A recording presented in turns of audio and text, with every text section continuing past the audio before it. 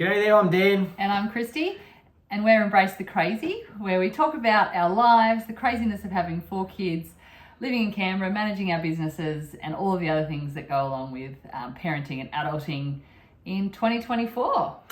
Very exciting. The year has started and we're cracking in. So today we wanted to go a little bit deep and talk about developing yourself as a parent. I think it's a topic that is very close to our hearts because we are really working on this a lot, aren't we? Every day. And it's really hard. It is. It's really hard. And you get tested every day. And so we thought today, let's talk a little bit about how you develop yourself, how you work on yourself. It's so funny at work, we think about this a lot. Yeah. How can I get more skills? How can I grow myself? How can I get more qualifications? But as a parent, you don't think about this a lot. No. But I think it's so important because it's really our key role. Yeah. It's one of the key focus areas of what we are about in our family. So we really got to get this right. Definitely. And I think there's a few ways that we're going to look at it today, Dan. We're going to look at feedback, we're going to look at learning, and we're going to look at confidence. Because I think that these 3 main things, how we do it and how we look at how we're going. And, let's crack on. Feedback. I made a bit of a mistake, so I'm glad you talk about feedback straight away. So I said get it right. I think that's an impossibility with parenting. So maybe we should set that expectation immediately before we go into these items. It's probably not about getting it right. It's about continuing to learn, build, improve, and do what's right for you. And be the best you can be in any given moment. Yeah. I think that's another thing we need to think about too, Dan. We can't be perfect all the time. We're not perfect. We don't get it right. Most of the time we don't get it right. And there's always things that we can change. And there's things that we do day to day, and things we do week to week and month to month. And, we look at things and we see how we track. But in those moments where things are tense, you often don't get it right. So I think that's a really good call out, that you getting it right isn't the right term. And I wanted to talk about this topic because we're on holidays at the moment, which means we're spending all the time with each other. And that means that you're tested way more. It's so easy when I think about myself. I go to work for most of the time of the day. And so I've only got a really small window to parent, although you're parenting all the time. And so it really tests you out way more when you're on holidays and you're with them all the time. And I know, Kristy, this is less for you, but more for me in this conversation. But I think for me, I really wanted to talk about this because I find when on holidays and with the kids more and with you more, I've got to work on this way more because it's harder. I find it much harder because you kind of ride the waves. Sometimes you're happy, sometimes you're not happy, sometimes you get angry. And when you're around your family and your kids, they see all of that. And so for me, I think part of developing and growing yourself, you really see this come to the fore when you're with your family all the time. And I think another thing that's involved in holidays as well, Dan, is being with your extended family, potentially staying with grandparents, aunties and uncles, all that extended family. They're seeing, if you're staying with them, they're seeing a whole lot of stuff as well that they don't normally see. And so, not that you're trying to keep up appearances, but that's another added thing that somebody could be looking at how we're parenting. And but it's also a good thing because we can say, look, I didn't really handle that well. What do you think? What do you think I could have changed to make that a better situation? So that's also probably something we need to be aware of when we're thinking about the holidays and the intensity, is that there's sometimes added layers on top of that as well. And before we kick off and jump into this, I just wanted to call out one story, which I think we were both talking about yesterday. We were at the park, we were relaxing, our kids were playing in the park, we were with the dog and just enjoying it. And we saw this mum who was trying to settle her little baby, and she wasn't having a lot of luck. And she'd fed the baby and was then taking it for a walk in the pram. And we've all been there. And it's so hard, and you think, I'm not doing things right, or I'm not good enough, or I don't want to be in this zone. Like, this is not what I thought parenting was all about. And I kind of thought about this because I thought, everyone has been in that situation, and you just think, how am I going to get through this? Or I'm not cut out for this, or I'm not good enough. Or, I think the thing that always dwelled on me is, how did my parents do this? Or how did your parents do this? Because I can't do it, or I'm not good enough to do it. But, you just go in these periods and zones, and hopefully what we're going to talk about today, will make you realize that we've all been in those zones. We are all in those. We all have those experiences, and it's pretty normal. And we all react and work a little bit differently. But at the end of the day, we're all experiencing those, and we'll get through them, and we're better for them as well. Definitely. All right, so why don't we start? So let's talk about feedback. Feedback. One of my favorite areas. I love feedback. feedback. I think I'm a good person at giving feedback. Maybe it's sometimes not good at how I do it, but I do like talking about feedback a lot. I also like getting it, and I ask for it a lot. Anyone who knows me will know that I always ask how they think we're going, whether they think we're doing a good job, can we do things better. So it's something that I focus on a lot. But let's break down feedback. Yeah, so I think there's a lot, when we're talking about developing ourselves as a parent, I think there's a few different ways we get feedback. We get feedback from our partners. We get feedback from outside. So anybody who's outside of that. And that could be somebody we know or somebody that we don't know. We've also got trusted feedback or trusted advice. So someone we go to for advice quite a bit because we trust them and we respect what they are doing. Then we've also got our kids. Our kids are a really, really good feedback tool. So they're the four main feedbacks we're going to talk about. And let's start with partner. Yeah, I think for me, this is the most valuable one. And, I often come from a work example because I just am so deep in work environments. And so, after many, many years of honing feedback, things like that, it kind of just infiltrates you. But for me, I think the most valuable area of learning that I have is you and the feedback that you give me. And I value it enormously. I don't always like it, I've got to be honest. Particularly in the heated moments, I think your feedback is very difficult to take, but it's right, and I need it, and it helps me. It helps me get better, and I think you got to choose the right times to give the feedback, and you've got to think about how you deliver it, and often we get that wrong. But I think that's normal relationships. But I think how you give feedback to me on what you think should happen, how you think we should do things. I'd say 90% of the time I agree with your feedback and adopt it and, work on it. And then there's 10% where I don't. Yeah. Yesterday you said we shouldn't get lollies for the kids, but it's on holidays. And I was like, I want to get lollies. Like, it's fun.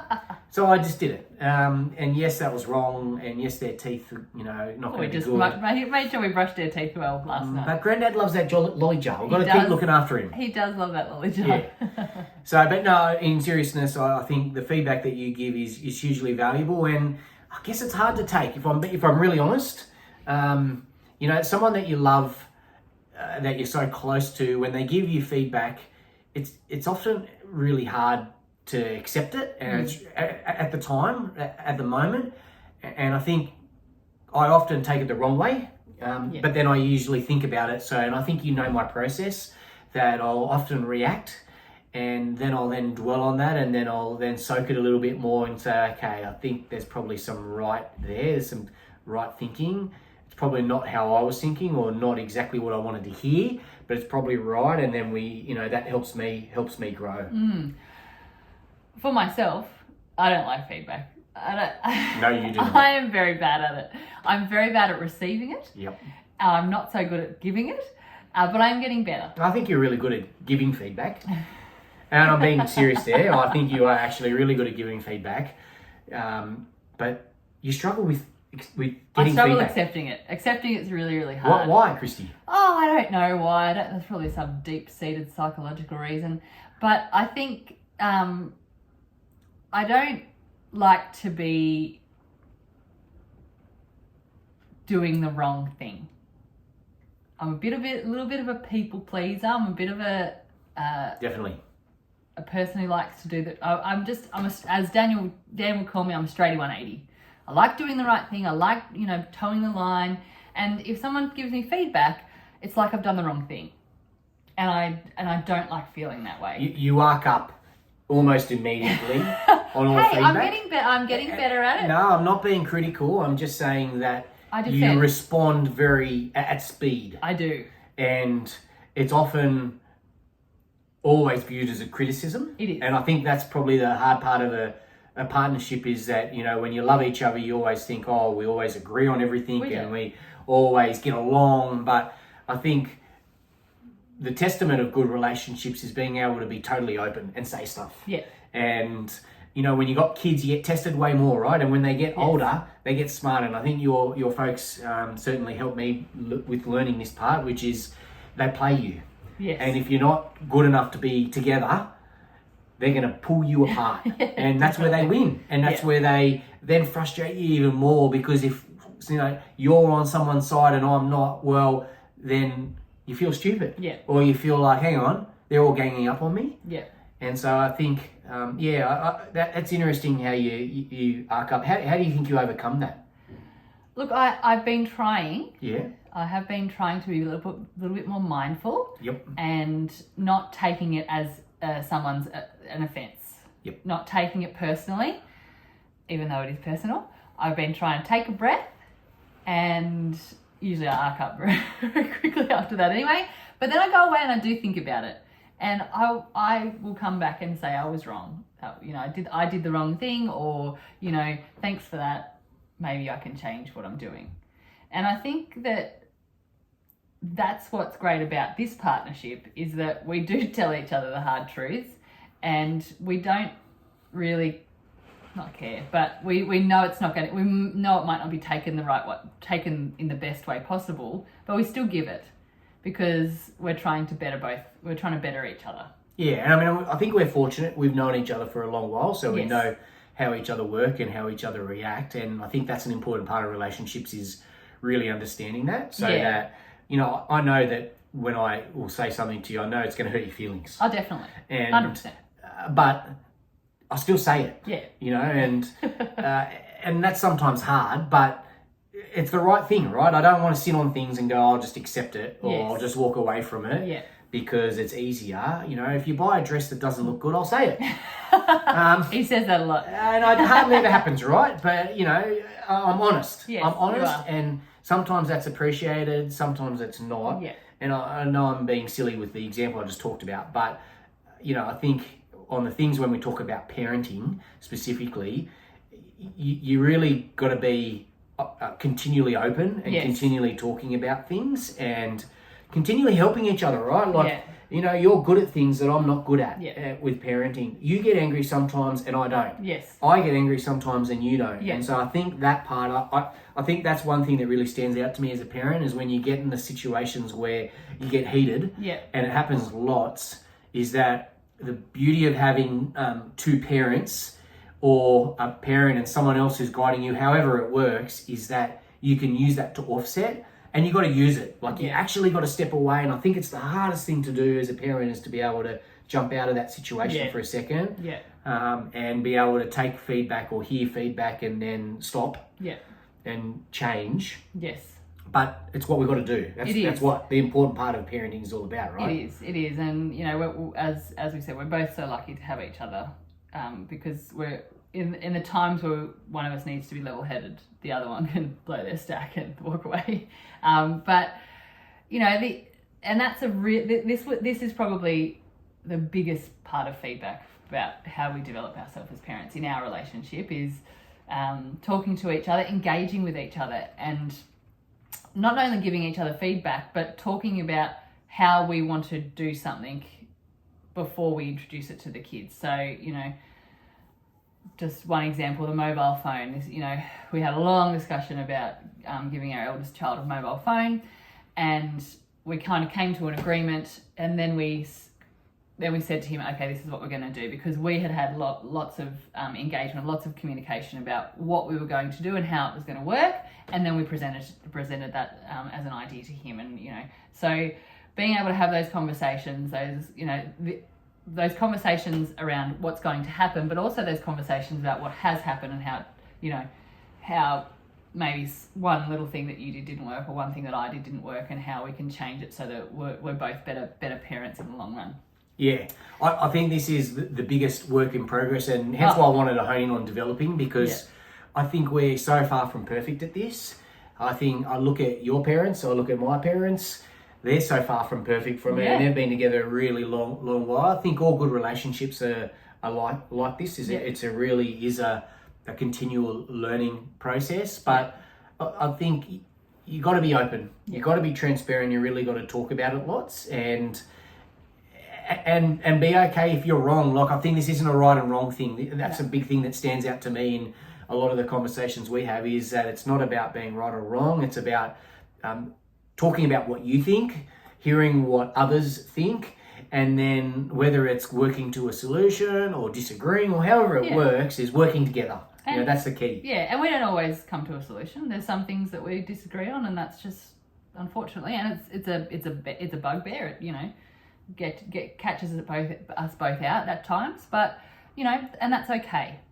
So the next type of feedback I think we should talk about is outside feedback, and we've spoken in a lot of our episodes about outside feedback and how just closing off from that. But I think in terms of parenting and developing yourself as a parent, I think getting feedback or learnings from outside of your relationship, outside of your family, and I think it's a really important one, because you can look at other families and you think, wow, they're doing that thing really well. They mightn't be the perfect parents, but they're doing one thing really well, and maybe that's something that we can bring into our family. Yep. I think and also talking to friends and family and other people, and also experts, is a really, really good way of making yourself a better parent.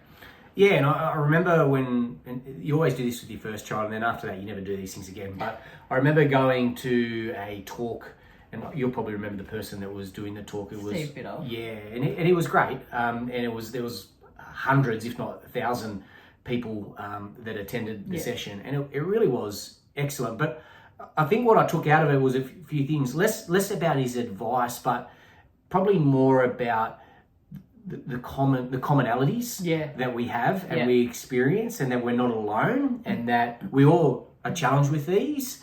And you always think, oh, everyone else has kind of got it sorted, or I just can't work this one out, but we're all pretty much in the same place. And I think it's a lot about what we're about as well, is just really talking about stuff to say, you have the same challenges that we do, and here's how we deal with them, how do you deal with them, and really learning from that. And I think that's really valuable. I know we've read heaps, we've listened to heaps, we've gone to lots of events, and I think it's all valuable, and it is all helpful, and it really builds into probably the last part we're going to talk about later, which is that confidence approach. But there's always these really challenging areas like discipline, learnings. What else is really challenging? One thing that's really jumping out at me, Dan, I'm going a bit off track here, but there is nothing better than hearing another parent say, oh, that's exactly what I'm going through. Yeah. And talking about that commonality, that thing, there's nothing better in the world when you sit in your first mother's group and you look around the room and you think, oh, that person's got it together, they arrived on time, oh, that person's got it together, their child's sleeping. And then you all share your story and you're like, we're all actually having the same problems, and this is amazing. I'm not on my own, and this is actually, around the world at exactly this time, people are having exactly the same problems we're having with our children. And I think that's quite humbling in a way, that you think, oh my gosh, thank God I'm not the only person who's feeling this way. And even talking to your friends from school, when you talk about XYZ child in whatever year level they are, oh yes, our 12-year-old's having exactly the same problems, blah, blah, blah. So I think there is nothing better than hearing that somebody's going through, it sounds terrible that I'm happy that somebody's going through the same challenges, but to me, it means that you're not alone and that you actually have someone to talk to. Because I think that's another big thing, Dan, is, sometimes when you think your partner's got it all sorted out, you think that family's all got it all sorted out, but actually hearing, that is actually a problem for us, it makes you feel a whole lot better. And I think it's one of the drivers for this whole discussion. Oh, it's definitely. why we're here. And I think, looking back at what I was just talking about with that story around that presentation that I went to, one of the reasons that we wanted to do this is that we wanted to be people that were in the thick of it. They're actually there right now experiencing it and talking about it. we're not experts. Like that's not who we are or not what we are, and we don't want to be that. Like I think we're on the learning journey and we're just like everyone else. But we wanted to talk about it and we wanted to share those experiences. And sometimes I look at those experts and think, well, lots changed. Life's different. Life's technology's changed. The experiences have changed. And then you also think, actually, a lot of the challenges are exactly the same. They've just moved on a little bit, or there's some minor tweak, but at the end of the day, they're really similar and consistent. And they pretty much are. But I think all of that really does help. Just helps, make you feel that you're not alone. Yeah. It also might give you a few tips and ideas here and there. I think the other part that it really helps is that it allows you to think about what you've done and how you act, and whether you think that's right for yourself or not. And I think that's a really valuable part. So whether it's you're reading a book or you're at a discussion or you're with friends or whatever it is that you're doing, is that ability to be able to think, okay, that's how I do it, but is there another way, or is there a better way, or actually I really like how I do it, and it's different to what other people say. Exactly. So this kind of leads into the next style of feedback we're talking about, which is trusted feedback. And I think, we talk about our families a lot, and I think there's a lot of things about our parenting that we have brought into our parenting from our parents or our brothers and sisters, because we value what they do. And we're not saying they're perfect, but we're saying that there is parts of what they do in their parenting style that we really appreciate.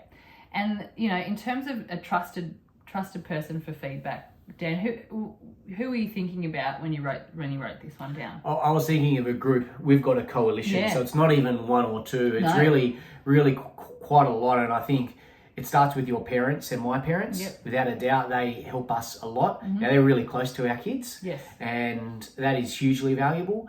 But, I think at the early stages, certainly your eldest brother and his wife, they helped us out a lot. And they parent really different to us. They do. But there were so many things that I saw that I thought were so impressive. There were so many things I saw that I thought, we'll do that a little bit differently. Not in a bad way at all. I just saw it as, okay, that's really interesting how they do it. I would like to do it like this. But then we're so lucky that we've got such big families that we've got, I look at some of your uncles and aunties and my uncles and aunties, and, there's so many great examples. And, I particularly think about one of, your uncles and aunties, a couple of them.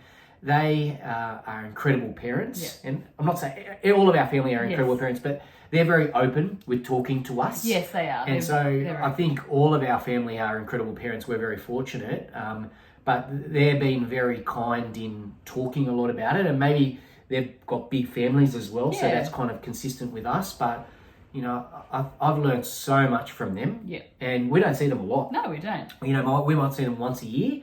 So, when I think about the regularity of that feedback, it's very irregular, but it's really golden when we get it. And, there's so many stories that I think about that I remember, and I've shared a few already. Yeah, we've shared a few, But they are really helpful to us.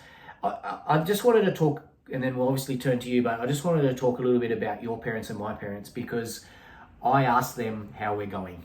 And I don't do it a lot, but I really try and ask them around, do they think our kids are changing? Do they think our kids are improving? And look, they're really honest, and I think that is very valuable, and it's very hard to take, because you always think you're right, and you think that you're better than them, and you think that you know better than them, and things like that. That's just how the parent-child relationship works, right? Is it? Well, most of the time. But I think that, being able to ask that, you probably don't do that very often. I don't think most people don't do that, and I just do that because I'm ingrained to do that at work. That's kind of how we work a lot. But I guess I've just adopted that as part of my parenting approach. Is I try and get feedback, and it's got to be a really trusted person to do that, because it's really hard to hear it sometimes. And I don't do it regularly, and I don't do it with everyone, but I do try and do it and get a bit of feedback that way, and it helps me learn a lot. It helps me get a bit of a barometer on, are we doing good? Do we need to do better here? Is there something we could improve more? But share, what do you think? Like, No, who are some of your trusted circle? Well, and I think the same people, you know, our close family and friends. You know, and sometimes it's not, for me, it's not always about the feedback, because as we said, I don't really like any feedback. So Dan gets feedback, but a lot of it is just about having someone to talk to about what you're going through as a parent. And it might just be I just need to get this out, or it might be, I need some help. Can you give me some advice? And it may not always go the way I wanted, or the way I was expecting. But you're right in the sense of, I have never asked, are our children getting better? But I have, you know, when we're with your family, your mum or dad will say a comment, oh, isn't it great that such and such is doing so well? And I take that as feedback. I haven't asked for it, but they've given it, and it's fantastic. And I love that they can see changes in our children, and, you know, the things that they're doing well at, and the things that they're, you know, are challenged by. I wouldn't necessarily ask for that, but you do, obviously. We're very different people, and I think that's okay. I think it's okay for you to always want feedback, and for me to just want to talk, because that's the kind of person I am. Absolutely. And I think this is all about just talking about different ways of doing things, and different ways that we try and build ourselves and become better parents, and, you know, give our kids more and more, and support them more, but also become better people. Yeah. So this goes into our last point about this. Your kids. They're probably the number one person to give you feedback, because if you're not doing a good job, they'll tell you, because, you know, out of the mouths of babes, as they say, they will be honest, and they'll tell you what you need. Sometimes what you need to hear, it might not be what you want to hear. And I think that, you know, maybe when the kids are younger, particularly our littlest, she mightn't be able to articulate absolutely everything. But particularly with our eldest, you know, I often have a conversation. What can I do? What can I do better? Oh, I do have conversations. I'm just with my kids, not my parents. So what can I do better? How can I help you? You know, how can I help you? How can I be a better mum? And I particularly with the older two, I ask them a lot. And sometimes they say, you know, give me some honest feedback, and sometimes they say you're the best mum ever, which is lovely. But also listening to our kids about what they need, what they want, and how they want to be treated by us. I think that's an important thing as well. Yeah, it often doesn't come directly. So I think if you're looking for, how do you think I'm doing? Oh, Dad, you're a great father, and I want to be just like you. You know, it's not that type of thing. But there's little signs, isn't there, that you get along the way that just gives you inputs and feedback. And I don't know, I always find I learn most in the heated moments and the challenging moments, because they're the ones that test you the most. You know, when everyone's happy and doing great, you think, this is awesome. Like, this is great. We're having a great time. And that's such a good feeling, and you want to have that. But I think in some of the harder situations where you're tested more, it really pushes you and really challenges you more to think about yourself, and, you know, kind of to accept, okay, I'm not right here, or that's not working, I've got to do something different, or, you know, maybe it's not that I'm not right, but I've got to try something else here. Yeah. It really, I guess the beauty of kids is it's so visible. They're so open. They don't hold back. They're gonna tell you. They tell you what they think, whether they do it directly or they do it in other ways in their behaviour or whatever. They'll show you signs that'll indicate how well things are going and how well things aren't. And I think that's the beauty of parenting and the beauty of kids. I guess the hardest part as a parent is it changes so fast. So you might think, far out, we had the best morning, everything's going great, and then in the afternoon something blows up and you think, what the heck happened there? We were doing so great, and, you know, you just ruined it all, you know, and you kind of talk like that sometimes. You think, hang on, that's not right. That's not how it is. Yeah. this is just another item that we're getting as part of that feedback. All right, what are we going to do now? How are we going to react to it? How are we going to manage it? And that's that constant feedback that you're getting from your kids. And oftentimes it's got nothing to do with you. It's got nothing to do with what you did or what you didn't do. It's just a moment of tiredness or a moment of outburst or whatever it is that creates that. And that's just the testing and the challenging of parenting day to day, isn't it? It's just like this constant up and down roller coaster ride. Yeah. And I think with that speed thing, Dan, we can go from, oh, Mum, I love you, to Mum, I hate you within a minute, can't we? We could say something that they don't really agree with, and then, oh, I'm the worst person in the world and they don't want to be part of our family anymore. And, so, our kid, well, although we say our kids can, tell us what they're feeling, sometimes it's not done in the nicest way either. I hate you, I don't want to be a part of our family. Wish we were never born, that kind of thing. It happens, and it doesn't happen all the time, but these are the outbursts that, you face as a parent. And I think that dents your confidence. It dents your confidence, and it makes you think, I'm doing a bad job. I'm just going to talk about one story. Oh, okay. Oh, sorry, unless you got something. No, go. I'm just going to talk about one story before you jump into this, because I remember it so clearly. I would have been, let's say 12, 13, 14, 15, something like that. And I was just out the front of our house, and this dad was walking his son home from a really great day. And the only reason I know this is because they were having a fight. And he was just saying, I just took you to Wonderland, or we went to something amazing. Could have been Taronga Zoo or something. We've had the greatest day. You did this, this, and this. And now you're acting like this. And I remember being so young and thinking, all right, I would never talk to my kid like this. I can't believe that's even happening. And now that I am in that father's steps, I have that experience day to day. You think everything's on fire, how amazing, everything's going great. Yeah. The kids are going to be fantastic the rest of the afternoon. They're going to love us. And then something blows up and everything changes in a minute. And you're like, oh, okay, remember what happened in the morning and how happy and nice I was? I'm now something different. And I think this is such the journey that we are on, and I hate that word, but it's part of our life day to day, is that you just have these great moments, and then you've got these great tests that you have, and these tests come thick and fast. They come all the time. And I think when coming back to all of those feedback parts and having someone to work with, it really helps you get through those, because they happen all the time. They really do. Yes, there's all the joyous moments, and that's probably what you remember most because you want to. Yes. But if you think about all those other moments, there's probably just as many of those other hard ones, isn't there? There is. But what keeps you up? What keeps you positive about them? What keeps you getting through them? And I think this is the thing that we just talked about all along, which is confidence, right? Mm-hmm.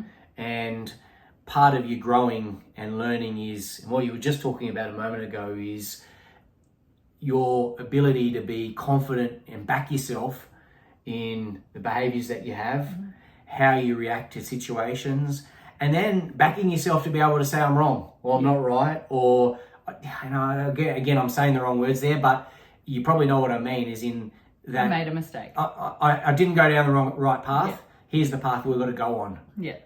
Kristy, do you apologise to the kids a lot for your behaviour? I do, all the time. So do I. All the time. I'm sorry, Mummy made a mistake. Yep. I did the wrong thing, so can we start again? Or, yep, I'm sorry, you're right, I'm wrong. Or I think the thing I talk about a lot is I got heated there. Yeah. I made a mistake, and I had the wrong behaviour.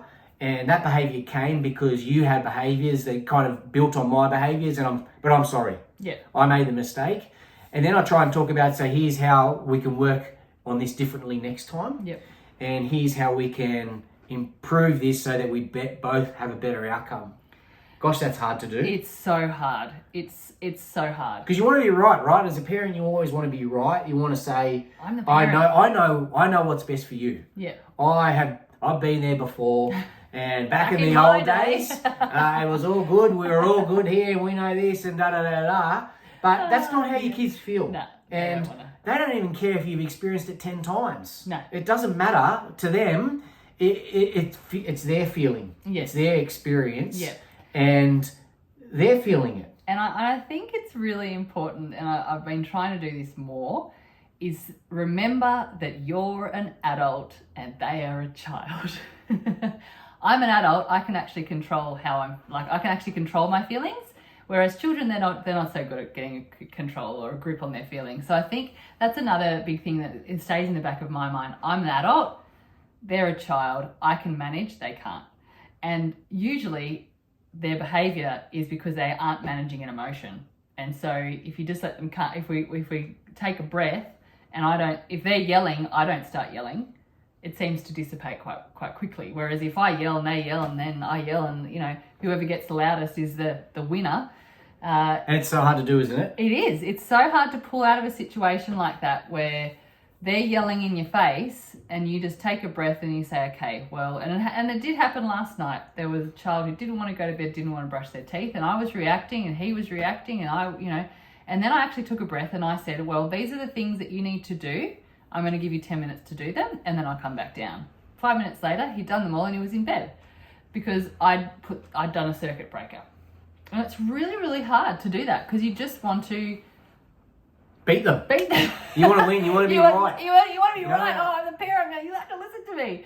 But it doesn't always happen that way. And you kind of go back to your... You can't not. You kind of go back to your family days, don't you? Or your school days when someone chips at you, you're like, well, I can come back to that. Yeah. Well, let's keep going. And you just think, hey, wow, what am I doing? And sometimes you get so deep in it, you think, oh my gosh, like I've lost it. I've just, I don't know what I'm doing. Like I'm picking at my child. Like what am I doing?